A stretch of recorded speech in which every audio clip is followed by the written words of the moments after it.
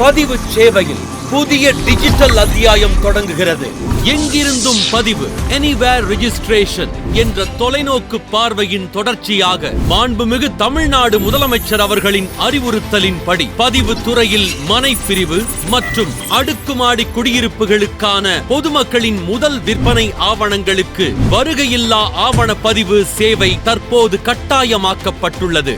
இனி பொதுமக்கள் சார் பதிவாளர் அலுவலகத்திற்கு நேரில் செல்லாமல் இங்கிருந்தும் எப்போது வேண்டுமானாலும் தங்களுக்கு வசதியான நாள், நேரம் மற்றும் இடத்திலிருந்து ஆவணங்களை பதிவுக்கு தாக்கல் செய்யலாம். தாக்கல் செய்த மறுநாள் டிஜிட்டல் கையொப்பத்துடன் பதிவு செய்யப்பட்ட ஆவணத்தை பெற்றுக் கொள்ளலாம். முதல் கட்டமாக மனைப்பிரிவில் முதல் விற்பனை மற்றும் முதல் அடுக்குமாடி குடியிருப்பு விற்பனை ஆகிய 2 ஆவண வகைகளுக்கு இந்த சேவை கட்டாயமாக்கப்பட்டுள்ளது. படிப்படியாக வருகையில்லா ஆவணப்பதிவு மற்றும் காகிதமில்லா ஆவணப்பதிவு அனைத்து ஆவண வகைகளுக்கும் விரிவுபடுத்தப்படும். வருகையில்லா ஆவணப்பதிவை மேற்கொள்ள 100 Mbps இணைய இணைப்பு, ஆதாரால் அங்கீகரிக்கப்பட்ட L1 விரல் ரேகை இயந்திரம் மற்றும் கருவிழி படலம் கவரும் கருவி, வெப்கேம் மற்றும் புகைப்படம் தெளிவாக தெரியும் வண்ணம் பின்பக்க நீல வண்ண திரை உள்ளிட்ட தேவையான வசதிகள் அவசியம்.